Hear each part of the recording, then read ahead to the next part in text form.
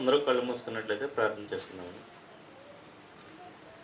ప్రియా పరలోకమందున్న మా తండ్రి, ఈ రాత్రికాల సమయంలో మేమంతా మీ యొక్క సన్నిధిలో ఇక్కడ కూడుకుని మీ యొక్క జ్ఞానాన్ని నేర్చుకోవడానికి మీరు ఇచ్చిన కృపకే మీకే స్తోత్రము తండ్రి.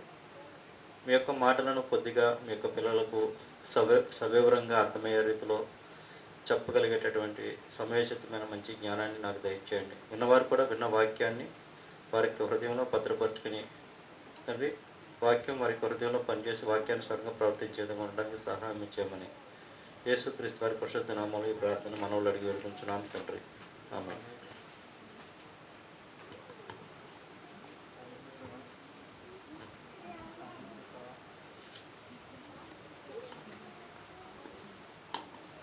ఈరోజు నేను చెప్పబోయే పాఠం పేరు ధనాన్ని ఆశించి నష్టపోయిన వారు. ధనాన్ని ఆశించి నష్టపోయిన వారు, అది మనం బైబిల్లో కూడా ధనాన్ని ఆశించి కొంతమంది నష్టపోయిన వారు ఉన్నారండి. సో వాళ్ళు ఏ విధంగా నష్టపోయారు అనేది ఒక 4-5 పాయింట్లుగా మనం చెప్పుకుందామండి. ధనాపేక్ష గురించి మనం చూసినట్లయితే కనుక మనకి బైబిల్లో ఒక వాక్యం గుర్తొస్తుందండి. అది మీ అందరికీ తెలిసిందే, ఎవరికైనా గుర్తుంటే ఒకసారి చెప్పండి. ధనాపేక్ష సమస్తమైన కీడులకు మూలము. దీనికి రెఫరెన్స్ చూపించలేదండి, అందరికీ తెలిసిందే కదా అని చెప్పుకుంటూ ముందుకెళ్ళిపోతున్నాను. అంటే ధనాపేక్ష అంట సమస్తమైన కీడులకు మూలము. అంటే ఇప్పుడు ధనాన్ని ఎవరు సంపాదించుకోరండి? అందరూ కూడా మనం పొద్దున్న లేచిన కాడ నుంచి కష్టపడేదంతా కూడా సంపాదించుకోవడానికి కోసమే ప్రయాసపడుతున్నాం.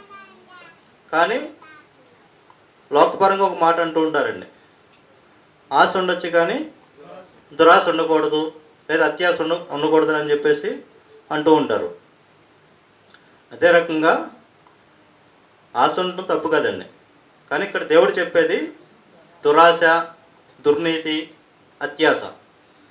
దానివల్ల దాన్ని ఆశించి చాలామంది నష్టపోయారు అని చెప్పేసి ఇక్కడ మనకి దేవుడు చెప్పడం జరుగుతుంది.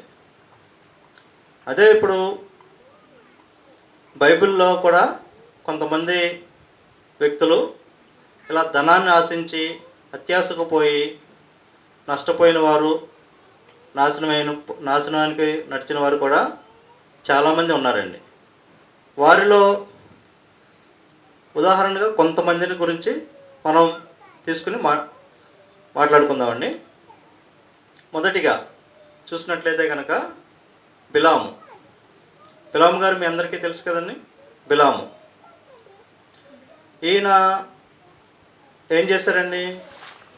బిలాము గారు మనకి ఎక్కడ కనిపిస్తారు? కాండాల్లో కనిపిస్తారు, సంఖ్యాకాండంలో వస్తారు. ఆయన ఏం చేశారు అని చూసినట్లయితే కనుక ఇశ్రాయేలీలు అనే జనాంగం దేవుని జనాంగంగా పిలువబడుతుందండి. ఆ యొక్క జనాంగాన్ని మోషే గారు నడిపిస్తారండి. అలాంటి ఇశ్రాయేలీల మీదకి మోయాబీలు యుద్ధానికి వస్తారు. అప్పుడు మోయాబీల రాజు బాలాక్ అనే ఒక రాజు ఉంటాడండి. అతను ఈ బిలాము దగ్గరకు వచ్చి, బిలాము, నీవు కోరుకున్నంత ధనాన్ని నీకు ఇస్తాను, బోళ్ళంత ధనం ఇస్తాను, బోళ్ళంత బహుమతులు ఇస్తాను, నీవు ఏమి చేయొద్దు, ఆ యొక్క ఇశ్రాయేలు ప్రజల్ని, ఆ యొక్క జనాల్ని నువ్వు శపించమని చెప్పి కోరతాడండి. మరి బిలాముకి తెలుసండి ఇదంతా. బిలాముకి ఇశ్రాయేల్ ప్రజలు దేవుని ప్రజలు అనే విషయం తెలుసు కూడా అతను అత్యాశపోయి దుర్నీతిని ఆశించి, దుర్నీతి వలన కలుగు బహుమానాన్ని ఆశించి ఇశ్రాయేల్ ప్రజల్ని శపించడానికి బయలుదేరతాడు. కానీ అక్కడ జరిగింది ఏంటంటే, శపించడానికి వెళ్ళినా సరే అతని నోటి వంట దేవుడు ఏం పలికిస్తాడండి? ఆశీర్వాదాన్నే దేవుడు పలికిస్తాడు. ఆ విధంగా బిలాము దుర్నీతి వలన కలుగు బహుమానాన్ని ఆశించి అతను నాశనం అయినట్టుగా మనకి కనబడుతుందండి. అదొకసారి రిఫరెన్స్ చూసుకుందామండి. 2 పేతురు గ్రంథము 2 పేతురు 15వ అధ్యాయం 16వ వచనం. 2వ అధ్యాయం 15-16 వచనాలు. తిన్న మార్గమును విడిచి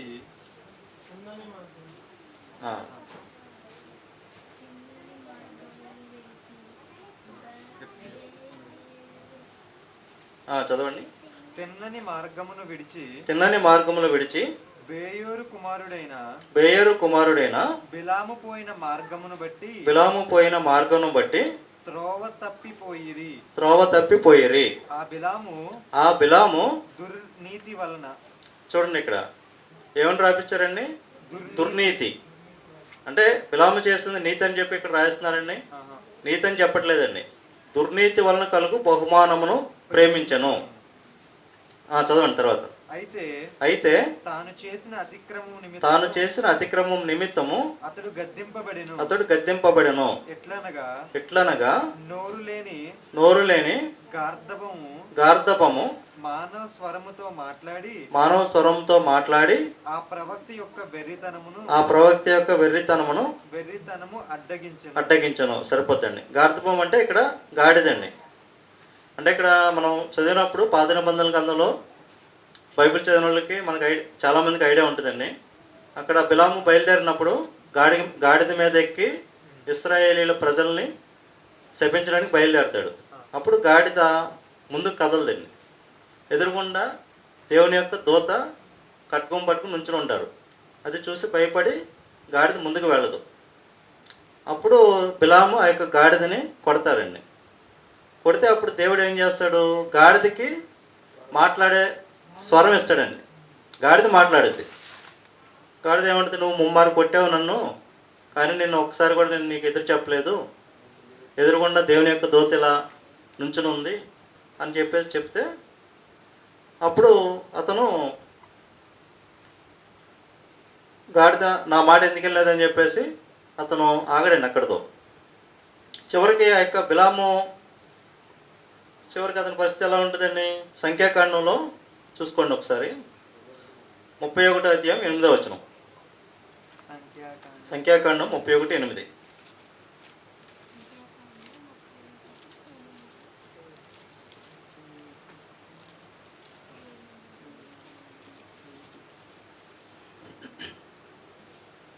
ఆమె భర్త 31:8. చంపబడిన ఇతరులు కాక అదేనండి. మిద్యాను రాజులను అనగా మిద్యాను 5 రాజులైన ఎవినేకేమును, సూరును, హూరును, రెబను చంపిరి. బేయోరు కుమారుడైన బిలామును కట్కముతో చంపిరి. కాబట్టి దేవుని ప్రజలను శపిస్తే దేవుడు ఊరుకుంటాడండి. కాబట్టి అతను ఆ యొక్క దుర్నీతి వలన కలుగు బహుమానాన్ని ఆశించి అతను ఇక్కడ చంపబడతాడండి. అదేవిధంగా ఇంకా మనం బైబిల్లో కనుక చూసినట్లయితే కనుక ఆకాను, ఈ ఆకాను అనే వ్యక్తి మనకి ఎక్కడ కనిపిస్తాడంటే కనుక యెహోషువ గ్రంథంలో కనిపిస్తాడండి. అది కూడా ఒకసారి చూసుకుందామండి. యెహోషువ గ్రంథము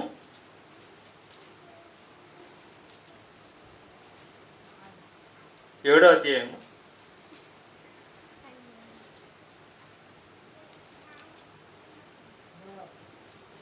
21-25 వరకు. దోపుడు సొమ్ములో ఒక మంచి షేనారు పై వస్త్రమును 200 తులముల వెండిని 50 తులములు ఎత్తుగల ఒక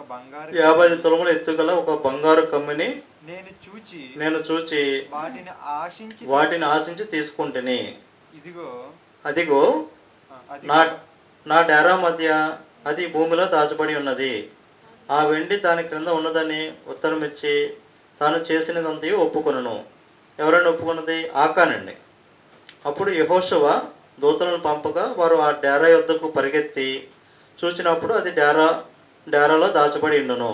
ఆ వెండి దాని క్రింద నుండెను. కాబట్టి వారు తేడా మధ్య నుండి వాటిని తీసుకుని యెహోషువ యుద్ధకు ఇశ్రాయేలు యుద్ధకును తెచ్చి యెహోవా సన్నిధిని ఉంచిరి. తర్వాత యెహోషువయు ఇశ్రాయేలులందరూ జెరహు కుమారుడైన ఆకానును ఆ వెండిని, ఆ వస్త్రములను, బంగారు కమ్మిని, ఆకారు కుమారులను కుమార్తెలను, ఎద్దులను, గాడిదలను, మందను, డేరా వానికి కలిగిన సమస్తమును పట్టుకుని ఆకోరు లోయలోనికి తీసుకొచ్చరి.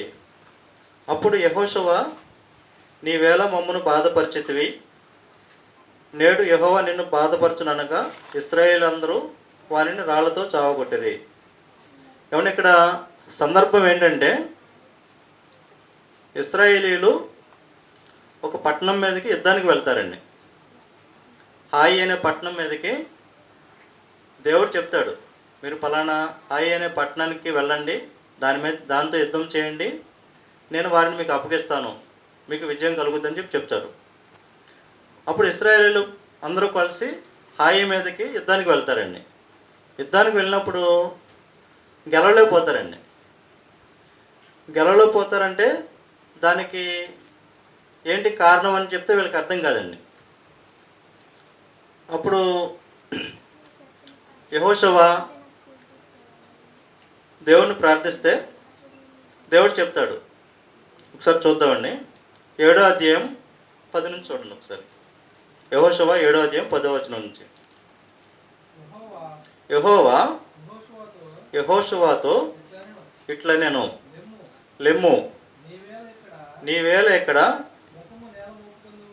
ముఖము నేల మోపుకొందువు, ఇశ్రాయేలీయులు పాపం చేసి ఉన్నారు, నేను వారితో చేసిన నిబంధనను వారు మీరి ఉన్నారు, శపితమైన దానిని కొంత తీసుకుని దొంగిలి బొంకి తమ సామానులో దాన్ని ఉంచుకొని ఉన్నారు.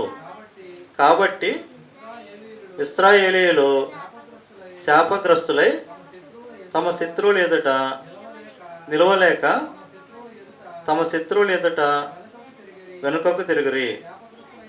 శాపగ్రస్తులైన వారు మీ మధ్య ఉండకుండా మీరు వారిని నిర్మూలన చేస్తేనే కానీ నేను మీకు తోడై ఉన్నను. నీవు లేచి జనులను పరిశుద్ధపరిచి వారితో ఇలాగో చెప్పము. సరిపోద్దండి. అంటే ఇక్కడ ఇశ్రాయేలీయులు ఎందుకు జయింపలేకపోయారంటే కనుక దేవుడు చెప్తున్నాడండి, మీరు పాపం చేసి నా యొక్క నిబంధనను మీరి ఉన్నారు, శపితమైన దానిలో దోపుడు సొమ్ములో కొంత తీసుకుని బొంకి దొంగిలించి ఉన్నారు, కాబట్టి నేను మీ పక్షాన లేను, పాపం జరిగింది కాబట్టి మీకు విజయం అనేది కలగట్లేదని చెప్పేసి దేవుడు ఇక్కడ చెప్పడం జరుగుతుందండి. కాబట్టి ఇప్పుడు దేవుడు చెప్పిన దాన్ని బట్టి విచారణ చేస్తే ఎవరు చేశారని తెలుస్తుంది. ఆకాన్ అనే వ్యక్తి ఇలా శపితమైన దానిలో ఆశించి దాన్ని దొంగిలించాడని చెప్పి తెలుస్తుందండి. ఆ యొక్క దోషాన్ని పరిహరించిన తర్వాత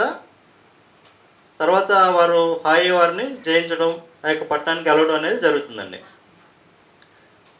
అదే రకంగా ఇంకా మూడో వ్యక్తిగా మనం చూసుకున్నట్లయితే కనుక గిద్యోన్ అండి.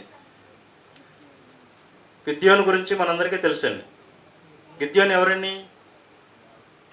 గిద్యోను న్యాయాధిపతి అండి. గిద్యోను న్యాయాధిపతి. విశ్వాస వీరుల జాబితాలో కూడా ఈయన యొక్క పేరు ఉంటుందండి. ఇక గిద్యోను గారు మరి న్యాయాధిపతి, మంచివాడే కదా అని చెప్పేసి అనుకున్నాం. మంచివాడే, ఇశ్రాయేలుని 40 సంవత్సరాలు పరిపాలించాడు. కానీ ఆయన కూడా ఒక ధనాపేక్ష వల్ల ఒక పని చేశాడండి చివరిలో. అది ఒకసారి చూద్దామండి. న్యాయాధిపతుల గ్రంథం 8వ అధ్యాయం. న్యాయాధిపతులు 8వ అధ్యాయం 24 నుంచి చూడండి. నేను చదువుతాను చూడండి. మరియు గిద్యోను, మీలో ప్రతివాడు తన దోపుడు సొమ్ములో ఉన్న పోగులను నాకు ఇవ్వాలని చెప్పేసి మనవి చేయుచున్నానను. వారు ఇష్మాయేలీయులు కనుక వారికి పోగులుండను. అందుకు వారు సంతోషంగా మేము వాటిని విచ్ఛేదమని చెప్పి ఒక బట్టను పరిచి ప్రతివాడును తన దోపుడు సొమ్ములో ఉంచబడిన పోగులను దాని మీద వేసెను. మిద్యాను రాజులు ఒంటి మీదనున్న చంద్రహారములు, కర్ణభూషములు, ధూమ్రవర్ణపు బట్టలను గాక ఒంటెల మెడలనున్న గొలుసులను గాక అతడు అడిగిన బంగారు పోగుల ఎత్తు 1700 తులముల బంగారము. గిద్యోను దానితో ఏం చేశాడండి? ఈ బంగారాన్ని అంతా కలెక్ట్ చేసి పోగు చేసి ఒక ఏపోదు అంటే ఒక పోత విగ్రహము లేదా ఒక విగ్రహం అనుకోవచ్చు, ఒక విగ్రహాన్ని చేపించాడండి. దానివల్ల ఏం చేస్తారండి? ఇశ్రాయేలీయులందరూ కూడా దానికి మొక్కడం, అంటే దేవుణ్ణి పక్కన పెట్టి అదే ఆ ఏపోదు ఆ విగ్రహాన్ని దేవుడు అని చెప్పేసి దానికి మొక్కడం, దానికి బలులు అర్పించడం ఇలా చేశారండి. దానివల్ల ఆయన చేసిన పని వల్ల ఇశ్రాయేలీయులందరూ కూడా పాపం చేయడానికి గిద్యోను గారు కారకులయ్యారండి. కాబట్టి గిద్యోను గారు చేసిన యొక్క ధనాన్ని ఆశించి చేసిన ఈ పని వల్ల ఇశ్రాయేలీయులు పాపం చేయడానికి ఈయన కారకులయ్యారు. కాబట్టి ఈయన ధనాన్ని ఆశించి నష్టాన్ని కొని తెచ్చుకున్నట్టుగా ఇక్కడ మనకి అర్థమవుతుందండి. అదే రకంగా రాజుల గ్రంథంలో కనుక మనం చూసినట్లయితే కనుక గెహాజీ గారండి. ఈ గెహాజీ ఎవరండి? ప్రవక్త యొక్క శిష్యుడండి. ఎలీషా అనే ఆయన చాలా పెద్ద ప్రవక్త. ఏలియా గారి శిష్యుడు ఏలియా గారి తర్వాత ఆయన ప్రవక్త అవుతారు. ఆయన దగ్గర శిష్యుడి కింద గెహాజీ ఉంటాడు, పరిచారకుడిగా. అతను ఏం ఆశించాడు అనేది మనందరికీ తెలిసిందే. రాజుల గ్రంథంలో మనం చదువుకుంటాం. నయమాన్ అనే సిరియా దేశపు సైన్యాధిపతికి కుష్ఠరోగం కలిగినప్పుడు అప్పుడు ఎలీషా గారి దగ్గరికి వస్తారు. వచ్చినప్పుడు ఆయన లోపల కూడా రాకుండానే నువ్వు వెళ్ళి యోర్దానులోకి వెళ్ళి 7 మార్లు మునగమని చెప్తాడు. ఆయనకి ఆ మాటకి కోపం వచ్చి, అదేంటి నేను అంత దూరం నుంచి వచ్చాను, నేను ఒక పెద్ద హోదాలో ఉన్న వ్యక్తిని, నేనేమి ఆషామాషి వ్యక్తిని కూడా కాదు, ఒక సైన్యాధిపతిని, కనీసం మాటలు కూడా మాట్లాడకుండా చూడకుండా యోర్దాన్లో మునిగి రమ్మంటాడు అని చెప్పి ఆయన కోపగించి వెళ్ళిపోతాడు. అప్పుడు నయమాన్ గారి దగ్గర ఉన్న ఒక పరిచారకుడు, అయ్యా ఆయన చెప్పిన దాంట్లో తప్పే ఉంది, 7 మార్లు మునగమన్నారు, దాంట్లో తప్పే ఉంది, ఒకసారి మునగండి, మీకు రోగం పోద్దని చెప్తున్నారు కదా, మీకు కలిగిన ఆ యొక్క కుష్ఠం అనేది పోద్దని చెప్తున్నారు కదా అంటే ఆయన యోర్దాన్లో 7 సార్లు స్నానం చేస్తారు. స్నానం చేసిన వెంటనే ఆయనకి ఆ యొక్క కుష్ఠరోగం అనేది పోద్దండి. అప్పుడు ఆయన చాలా సంతోషంతో ఎలీషా ప్రవక్త దగ్గరికి చాలా కానుకలు తీసుకుని వస్తారండి. అప్పుడు ఎలీషా గారు ఆ యొక్క కానుకల్ని తీసుకోరు. నీ వెండి నీ బంగారు నీ దగ్గర ఉంచుకొని నాకేమొద్దు అంటే ఆయన తిరిగి వెళ్ళిపోతాడండి. ఇదంతా ఎవరు చూస్తున్నారండి? అతని పక్కన ఉన్న శిష్యుడు చూస్తున్నాడు.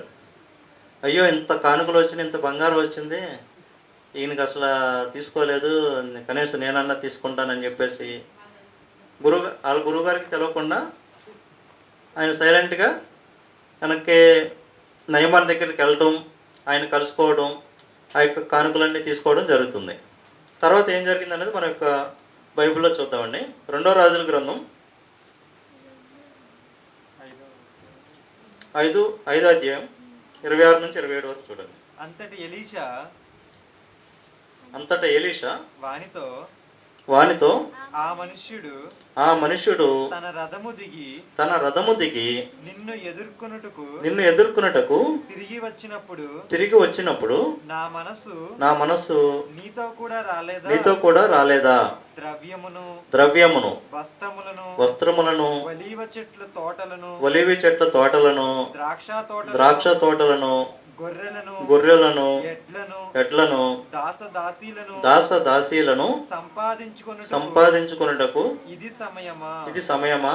కాబట్టి నయమానుకు కలిగిన కుష్టు నీకును నీ సంతతికిని సర్వకాలము అంటియుండును అని చెప్పగా వాడు మంచు వలె తెల్లనైన కుష్టము కలిగి ఎలీషా ఎదుటి నుండి బయటికి వెళ్ళాను.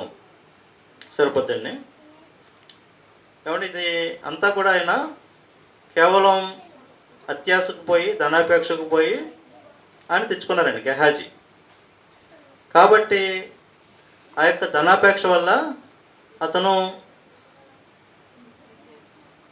నష్టంలోకి ఈ యొక్క కుష్ఠరోగం అనేది ధనాపేక్షను ఆశించి ఆయన తెచ్చుకున్నట్లుగా ఈ యొక్క వచనాన్ని బట్టి మనకు అర్థమవుతుందండి. చివరిగా మనం చూసినట్లయితే కనుక యేసుక్రీస్తు వారి శిష్యుల్లో కూడా ఒక ఆయన ఈ ధనాన్ని ఆశించి తను తానే నాశనం చేసుకుంటారండి. ఇస్కరియోతు యోధా గారు మనందరికీ తెలిసిందండి. ఇస్కరియోతు యోధా అంటే మిగతా వాళ్ళు అంటే యేసుక్రీస్తుని చూడలేదు, ఆయనతో పాటు ఆయన చేసిన ఆశ్చర్య కార్యాలు కానీ క్రియలు కానీ మనకు చూడాల. కానీ ఆయన యేసుక్రీస్తు కాలంలో ఉండి యేసుక్రీస్తుతో పాటు ఉండి ఆయన పక్కనే ఉండి ఆయన చేసిన అనేకమైన అద్భుతములు ఆశ్చర్య కార్యములు అన్నీ చూసినవాడండి దగ్గరగా. కానీ అతను కూడా ఈ యొక్క ధనాపేక్ష వలన ధనాన్ని ఆశించి అతను నాశనాన్ని కొని తెచ్చుకుంటారండి.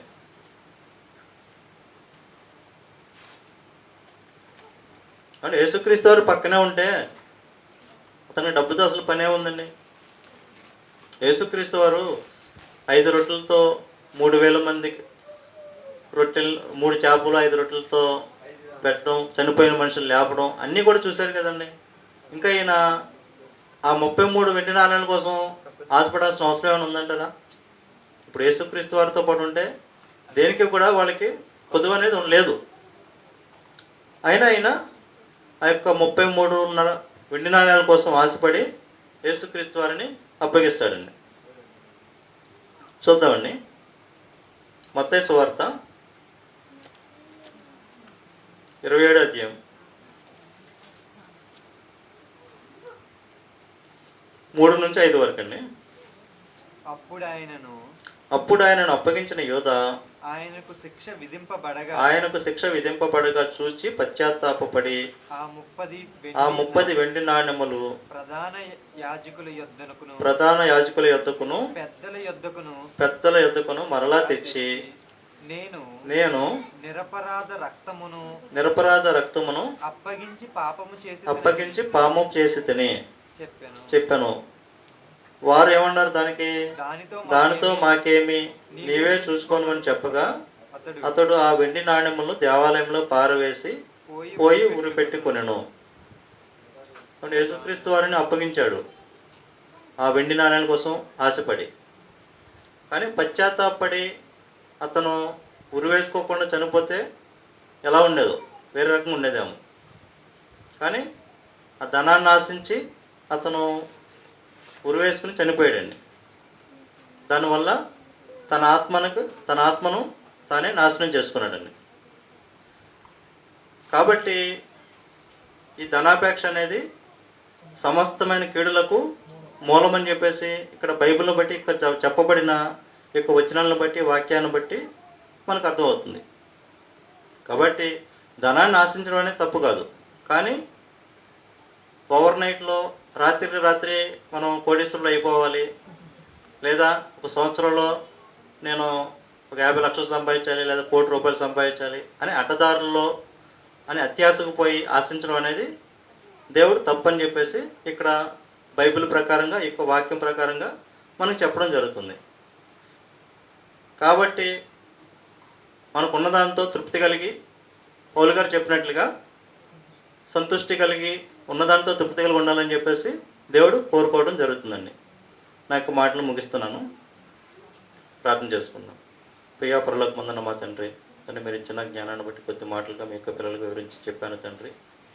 విన్న వాక్యం అందరూ కూడా అర్థం చేసుకుని ఆ యొక్క వాక్య ప్రకారంగా ప్రవర్తించి ప్రతి ఒక్కరు కూడా మీరు పరలోక రాజ్యాన్ని చేరుకునే విధంగా అందరూ ఉండడానికి సహాయం చేయమని ఈ ప్రార్థన యేసుక్రీస్తు వారి పరిశుద్ధ నామములో అడిగి వేడుకుంటున్నాం తండ్రి. ఆమేన్.